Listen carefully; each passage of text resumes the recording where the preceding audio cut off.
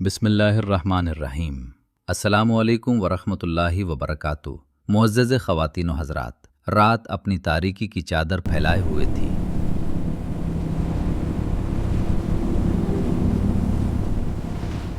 اور روم کی عظیم سلطنت اپنے جاہ و جلال کے ساتھ خاموش کھڑی تھی۔ سنگ مرمر کے بلند و بالا محلات، دیواروں پر جلتی ہوئی مشعلیں،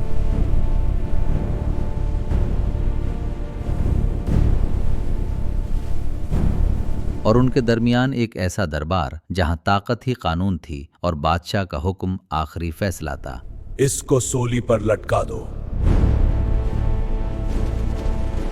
یہ وہی دور تھا جب فلسطین پر ایک ظالم حکمران مسلط تھا جسے تاریخ میں دازیانہ کے نام سے یاد کیا جاتا ہے۔ وہ بادشاہ جو اپنے اقتدار کو بچانے کے لیے ایمان والوں کو قید کرتا، انہیں اذیتیں دیتا اور پھر بے دردی سے قتل کروا دیتا تھا۔ اس کا ظلم صرف اقتدار تک محدود نہیں تھا، بلکہ اس کی آنکھوں میں وہ غرور تھا جو سچ کو کچلنے کے لیے ہر حد پار کر جاتا تھا۔ تخت پر بیٹھا وہی بادشاہ آج اپنے ہی محل میں ایک اور فیصلہ سنانے والا تھا، اور اس کے سامنے اس کی اپنی ملکہ کھڑی تھی۔ وہ ملکہ جو کبھی اسی تخت کی شان تھی، آج اسی دربار میں مجرم بنا دی گئی تھی۔ مگر عجیب بات یہ تھی کہ جہاں دربار میں کھڑے ہر شخص کے چہرے پر خوف تھا، وہیں اس ملکہ کے چہرے پر ایک عجیب سا سکون تھا، ایسا سکون جو صرف اس دل کو ملتا ہے جو حق کو پہچان چکا ہو۔ اس ملکہ کا جرم صرف اتنا تھا کہ اس نے بادشاہ کو نہیں بلکہ ایک اللہ کے نبی کو مان لیا تھا، اور وہ نبی تھے حضرت جرجیس علیہ السلام۔ یہ وہی حضرت جرجیس علیہ السلام تھے جو بنی اسرائیل کی طرف بھیجے گئے ایک گمنام مگر حق پرست نبی تھے،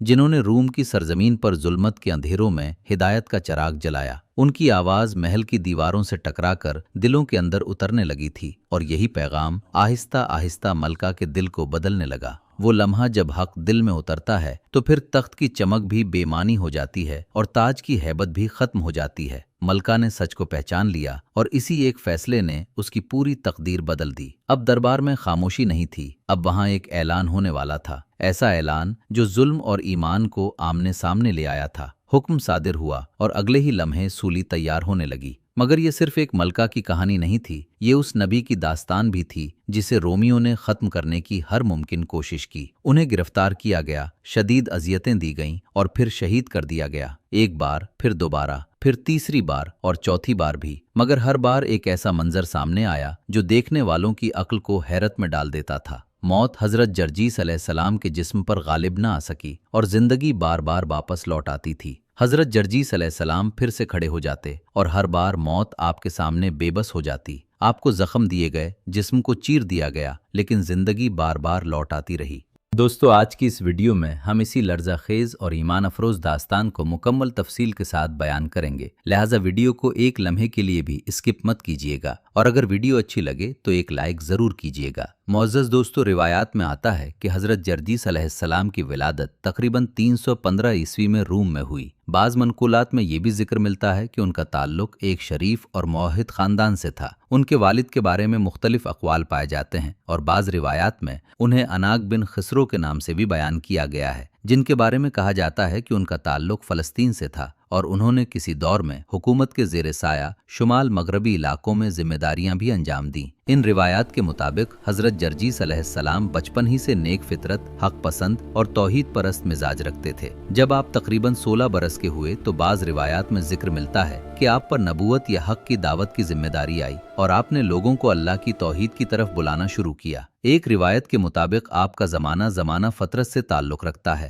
یعنی حضرت عیسیٰ علیہ السلام کے بعد اور حضرت محمد صلی اللہ علیہ وآلہ وسلم سے پہلے کا دور، اور اس لحاظ سے آپ کو بعض مورخین نے ان انبیاء یا نیک دائیوں میں شمار کیا ہے جو اس وقفے کے دوران حق کی تبلیغ کرتے رہے۔ مزید روایات میں یہ بھی بیان کیا جاتا ہے کہ آپ کا زمانہ ارمنستان اور اس کے آس پاس کے علاقوں سے جڑا ہوا تھا، اور بعد میں آپ نے موصل اور دیگر علاقوں میں بھی دعوت توحید کا سلسلہ جاری رکھا، جہاں اس وقت کے بادشاہ، جسے بعض روایات میں دازیانہ یا ملتے جلتے ناموں سے ذکر کیا گیا ہے، کی حکومت تھی، اور وہاں ایک بت پرستی کا نظام رائج تھا۔ روایات کے مطابق اس بادشاہ کے ایک قریبی فرد، بعض روایات میں جسے تیرداد یا اس کے ہم معنی نام سے ذکر کیا گیا ہے، نے بھی آپ کی مخالفت کی اور آپ پر سخت ظلم و ستم کیا۔ हज़रत जर्जीस अलैहिस्सलाम ने अपनी ज़िंदगी में तिजारत और सफ़र को भी ज़रिया बनाया ताकि लोगों तक दीन की दावत पहुंचा सकें और ज़रूरतमंदों की मदद भी कर सकें। दोस्तों, फ़लस्तीन के उस दौर के ज़ालिम बादशाह के बारे में रिवायात में आता है कि उसका नाम दाजियाना या बाज़ अक़वाल के मुताबिक राज़ाना बयान किया गया है। ये बादशाह अपने इक़्तिदार के नशे में इस कदर अंधा हो चुका था कि वो फ़लस्तीन में रहने वाले अहले ईमान पर सख्त जुल्मों सितम करता, उन्हें अजियतें देता और आखिरकार बेदर्दी से कत्ल कर देता था।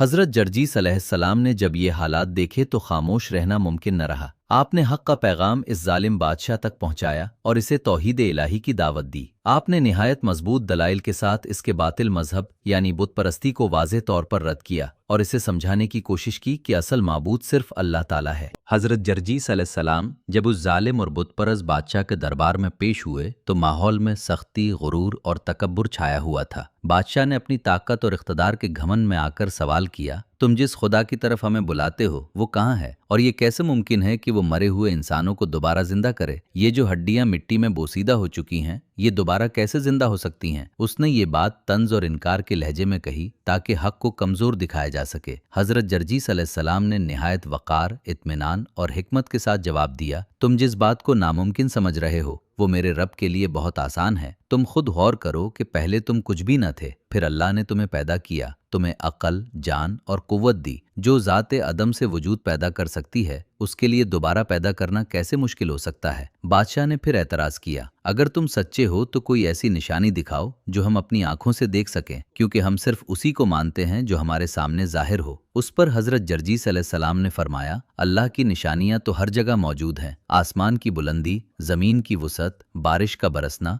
मुर्दा जमीन का जिंदा होना, ये सब उसकी कुदरत की वाज़ेह दलीलें हैं। मगर असल मसला आंखों का नहीं बल्कि दिल के इनकार का है। फिर आप अलैहिस्सलाम ने मजीद दलील देते हुए फरमाया, जिस तरह तुम देखते हो कि खुश्क जमीन पर बारिश पड़ती है तो वही जमीन सब्जा उगा देती है, इसी तरह मेरा रब मुर्दा जिस्मों को भी जिंदा कर सकता है। जो ज़ात एक कतरा पानी से इंसान बना देती है उसके लिए दोबारा जिंदगी देना कोई मुश्किल काम नहीं। बादशाह ने तकब्बुर में आकर कहा, हम अपने माबूदों को छोड़ नहीं सकते, यही हमें फ़ायदा और नुकसान से बचाते हैं। हज़रत जर्जीस अलैहिस्सलाम ने जवाब दिया, ये पत्थर और मिट्टी के बने हुए बुत न सुन सकते हैं, न देख सकते हैं, न तुम्हें नफ़ा दे सकते हैं और न नुकसान से बचा सकते हैं। फ़ायदा और नुकसान सिर्फ उसी के हाथ में है जो आसमान और ज़मीन का खालिक है। इस मुकालमे में हज़रत जर्जीस अलैहिस्सलाम ने तौहीद के ये खालिक सिर्फ एक है, क्योंकि तख्लीक सिर्फ एक कादिर मुतलक की सिफत है। मुर्दों को जिंदा करना अल्लाह के लिए मुमकिन है क्योंकि पहली तख्लीक भी उसी ने की। कायनात की हर तब्दीली उसकी कुदरत की निशानी है और बुत आजिज हैं इसलिए इबादत के मुस्तहिक नहीं। लेकिन बादशाह के दिल पर इस दावत का कोई असर न हुआ। उसके अंदर की जिद और तकब्बुर मजीद बढ़ गया। उसने हक को कबूल करने के बजाय उल्टा हजरत जर्जीस अलैहिस्सलाम पर दबाव डालना शुरू कर दिया और हुक्म दिया कि आप उसके एक बड़े बुत अफलून को सजदा करें। मगर हजरत जर्जीस अलैहिस्सलाम ने अल्लाह की वहदानियत पर कामिल यकीन के साथ उस हुक्म को सख्ती से रद्द कर दिया और किसी सूरत शिर्क को कबूल न किया। इस इनकार पर बादशाह मजीद गजबनाक हो गया और उसने हुक्म दिया कि हजरत जर्जीस अलैहिस्सलाम को जिंदा कैद कर दिया जाए और शदीद तरीन शिकंजों में डाला जाए। आप पर जुल्म सितम के पहाड़ तोड़े गए लेकिन आपके पाए सबात में कोई लग़ज़िश न आई। आपने हर तकलीफ को सब्र व इस्तकामत के साथ बर्दाश्त किया और अल्लाह पर भरोसा कायम रखा। रिवायात के मुताबिक इसी दौरान आप पर अल्लाह ताला की जानिब से तसल्ली और बशारत नाजिल हुई कि न डर और सब्र कर, मैं तेरे साथ हूँ। ये लोग तुझे 4 मरतबा कत्ल करेंगे और हर बार मैं तुझे दोबारा जिंदा करूँगा, यहाँ तक कि चौथी बार मैं तुझे अपने पास बुला लूँगा। बाज़ रिवायात में ये भी आता है कि फरमाया गया कि चौथी बार तुझे फ़तह अता की जाएगी और तू बादशाह को शिकस्त देगा और देने हक गालिब होगा। इस तवील आजमाइश का दौर तकरीबन 7 साल तक जारी रहा। इस अरसे में हज़रत जर्जीस अलैहिस्सलाम को बेशुमार तकालीफ दी गईं। कभी आपके जिस्म को टुकड़े टुकड़े किया गया, कभी आपको आग में जलाया गया और हर बार अल्लाह के हुक्म से आप दोबारा जिंदा कर दिए जाते। ये वाक़यात ईमान वालों के लिए अब्र यकीन की एक अजीम मिसाल बन गए। इस दौरान बड़ी तादाद में लोग आप पर ईमान ले आए। बाज़ रिवायात के मुताबिक उनकी तादाद 4000 थी, जबकि कुछ रिवायात में ये तादाद 34,000 तक बयान की गई है। ये भी जिक्र मिलता है कि बादशाह की बीवी जिसका नाम इस्कंदरा था वो भी हक को पहचान कर ईमान ले आईं। लेकिन जुल्म का ये सिलसिला यहाँ न रुका, बल्कि बादशाह ने अपने जुल्म में अंधा होकर न सिर्फ हजरत जर्जीस अलैहिस्सलाम के साथियों को शहीद किया बल्कि अपनी बीवी को भी कत्ल कर दिया। आखिरकार जब तकदीर इलाही के मुताबिक हजरत जर्जीस अलैहिस्सलाम को चौथी मर्तबा शिकंजे में डाला गया तो इस बार आप अल्लाह ताला के हुक्म से वफात पा गए और अपने खालिक हकीकी से जा मिले। इसके बाद जालिम कौम पर अल्लाह का अजाब नाजिल हुआ और वो सब हलाकत व बर्बादी का शिकार हो गए। ये पूरा वाक़या हक़ व बातिल की कशमकश, सब्र व इस्तकामत और ईमान की फ़तह की एक अजीम दास्तान के तौर पर बयान किया जाता है। हज़रत जर्जीस अलैहिस्सलाम की तवील आजमाइशों, मुसलसल अजियतों और बार बार के इनकार के बाद रिवायात में आता है कि जब जुल्म अपनी इंतहा को पहुंच गया और अहले शहर हक़ को कबूल करने के बजाय तकब्बुर और सरकशी पर कायम रहे, तो आप अलैहिस्सलाम ने निहायत आज्जी के साथ बारगाह इलाही में दुआ की। आपने आसमान की तरफ रुख करके अर्ज़ किया, ऐ मेरे रब, 7 साल से मैं इन लोगों के जुल्म, तकजीब और अजियतों पर सब्र कर रहा हूँ। अब मैं अपनी ताकत से बाहर हो चुका हूँ। मैंने तेरी तौहीद की दावत इन तक पहुँचा दी, मगर ये लोग हक़ को कबूल करने के बजाय मुसलसल जुल्म पर कायम रहे। अब तू अपने वादे के मुताबिक इन जालिमों पर अपना फैसला नाजिल फरमा। रिवायात के मुताबिक जैसे ही हज़रत जर्जीस अलैहिस्सलाम की ये दुआ ख़त्म हुई, अल्लाह ताला के अजाब के आसार ज़ाहिर होने लगे। आसमान का रंग बदल गया, बादल गहरे और खौफनाक हो गए, बिजलियां चमकने लगीं और फ़ज़ा में एक हैबतनाक कैफियत पैदा हो गई। फिर अचानक शदीद तूफ़ान उठा, कड़कदार बिजलियां गिरीं और बाज़ रिवायात के मुताबिक आसमान से आग बरसने लगी। ये आसमानी अजाब इस कदर शदीद था कि चंद ही लम्हों में पूरा शहर हलाकत और तबाही की लपेट में आ गया। रवायात में बयान किया जाता है कि इस अजाब के नतीजे में अक्सर कुफ़ार जलकर हलाक हो गए और उनका नामो निशान मिट गया। वो लोग जिन्होंने हक़ को पहचानने के बावजूद तकब्बुर और इनकार का रास्ता इख्तियार किया था, उस हौलनाक अंजाम से न बच सके। ताहम अल्लाह ताला की रहमत से कुछ तादाद में अहले ईमान महफूज रहे, जो हज़रत जर्जीस अलैहिस्सलाम पर ईमान ला चुके थे। इन ईमान वालों ने जब इस हौलनाक मंजर को देखा और कौम की तबाही के बाद शहर को वीरान पाया, तो उन्होंने वहाँ मज़ीद क़याम को मुनासिब न समझा। वो हज़रत जर्जीस अलैहिस्सलाम की हिदायत के मुताबिक या अपनी हिफाजत के लिए इस इलाके से हिजरत कर गए और किसी महफूज मकाम की तरफ मुंतकिल हो गए ताकि अपने ईमान को महफूज रख सकें। ये पूरा वाक़या रिवायती मसादिर में हज़रत जर्जीस अलैहिस्सलाम की दावत, सब्र, जुल्म के मुकाबले में इस्तकामत और आखिरकार इलाही फ़ैसले की एक अलामती और इबरत अंगेज़ दास्तान के तौर पर बयान किया जाता है, जिसका बुनियादी पैगाम यही है कि हक़ के मुकाबले में मुसलसल तकब्बुर और इनकार बिलाखिर तबाही का सबब बनता है। दोस्तों, हज़रत जर्जीस अलैहिस्सलाम अल्लाह ताला के बरगुज़ीदा बंदों में से थे, जिन्हें मुख्तलिफ अजीम मौजज़ात अता किए गए। इन मौजज़ात में मुर्दों को ज़िंदा करना, खुश्क लकड़ियों को सरसब्ज़ और शादाब कर देना और नाबीना अफराद को बीनाई अता करना जैसे हैरत अंगेज़ वाक़यात शामिल हैं। इन्हीं मौजज़ात में एक वाक़या ऐसा भी मिलता है जो ईमान को ताज़ा कर देने वाला है और दिल को अल्लाह की कुदरत पर यकीन से भर देता है। जैसा कि अल्लामा मजलिसी रहमतुल्लाह अलैह ने अपनी मारूफ किताब बहारुल अनवार में ज़िक्र फरमाया है, एक मर्तबा एक औरत निहायत परेशानी और गम के आलम में हज़रत जर्जीस अलैहिस्सलाम की खिदमत में हाजिर हुई। उसके चेहरे पर दुख और बेबसी के आसार नुमायां थे। उसने अर्ज़ किया, ए अल्लाह के नेक बंदे, मेरी एक गाय थी जो हमारी रोज़ी का वाहिद ज़रिया थी। इसी के ज़रिए हमारा घर चलता था, मगर वो अब मर चुकी है और हम शदीद मुश्किलात का शिकार हो गए हैं। हज़रत जर्जीस अलैहिस्सलाम ने उसकी बात निहायत तवज्जो से सुनी। आपको अल्लाह ताला की रहमत और कुदरत पर कामिल यकीन था। आपने उस औरत को तसल्ली देते हुए फरमाया कि वो मायूस न हो। फिर आपने अपना आसा उस औरत को देते हुए फरमाया कि वो वापस जाए, अपनी मुर्दा गाय के पास पहुंचे और उस असा से उसे हल्का सा मारे और साथ ये अल्फाज कहे, हज़रत जर्जीस कह रहे हैं कि अल्लाह ताला के हुक्म से जिंदा हो जा।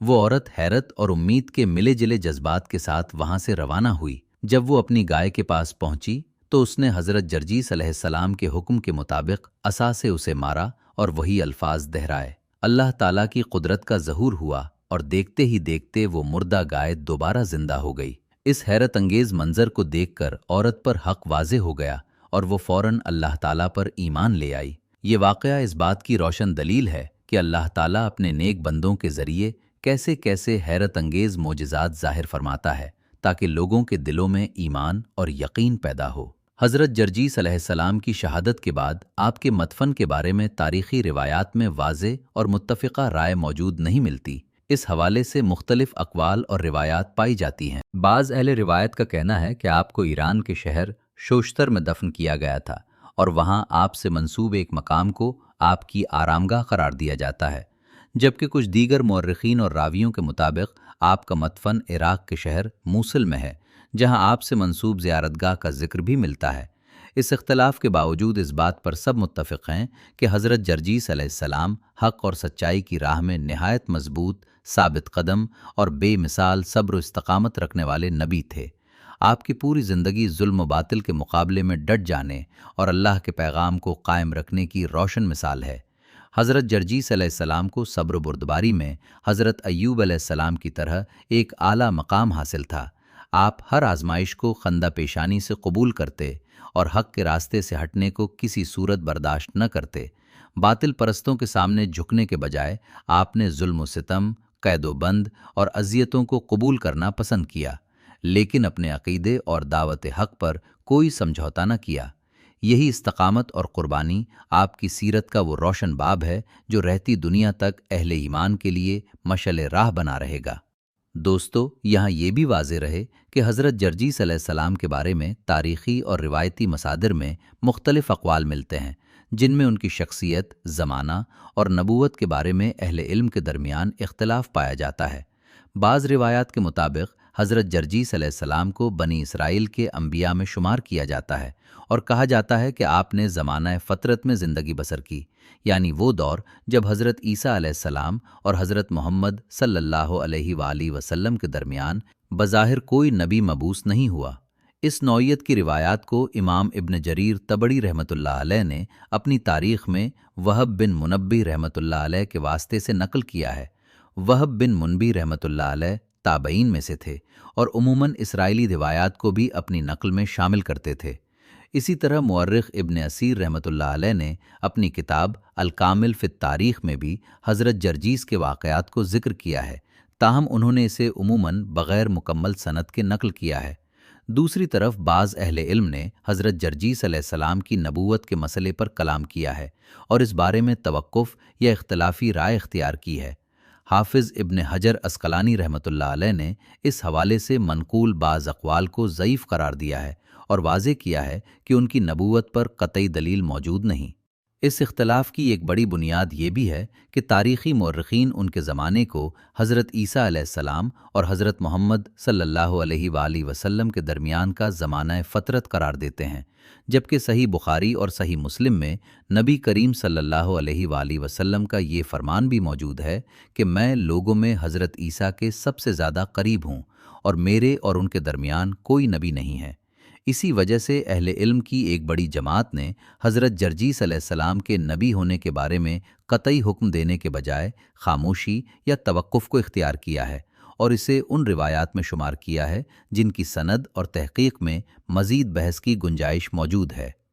इस पूरे इख्तलाफ से ये बात वाज़ेह होती है कि हज़रत जर्जीस अलैहिस्सलाम से मंसूब रिवायात ज़्यादातर तारीख़ी और इसराइली मसादिर पर मबनी हैं, जिन्हें अक़ीदे के क़तई उसूल के तौर पर नहीं लिया जाता, बल्कि उन्हें रिवायत और तारीख़ के दायरे में समझा जाता है। इब्न बाबोया और कुतुब रावंदी रहमतुल्लाह अलैहिमा ने हज़रत इब्न अब्बास रज़ियल्लाहु ताला अन्हु से मंसूब रिवायात के हवाले से ज़िक्र किया है कि हज़रत जर्जीस अलैहिस्सलाम अहले रूम में से थे और बाद-अज़ां फ़लस्तीन में सुकूनत इख्तियार की। इन्हीं रिवायात के मुताबिक अल्लाह ताला ने आपको शाम के बादशाह दाजियाना की तरफ मबूस फरमाया। अगरचे हज़रत जर्जीस अलैहिस्सलाम का नाम कुरान करीम में सराहत के साथ मज़कूर नहीं है, ताहम मुख्तलिफ तफासिर, तारीख़ी कुतुब और क़ससुल अनबिया की रिवायात में आपका ज़िक्र तफसील के साथ मिलता है, जहाँ आपकी दावत, सब्र और आजमाइशों के वाक़यात बयान किए गए हैं। इमाम तबरी रहमतुल्लाह अलैह ने अपनी तारीख़ी रिवायत में ये बात भी नकल की है कि हज़रत जर्जीस अलैहिस्सलाम फ़लस्तीन तशरीफ़ ले गए और वहाँ हज़रत ईसा अलैहिस्सलाम के हवारियों से मुलाकात की।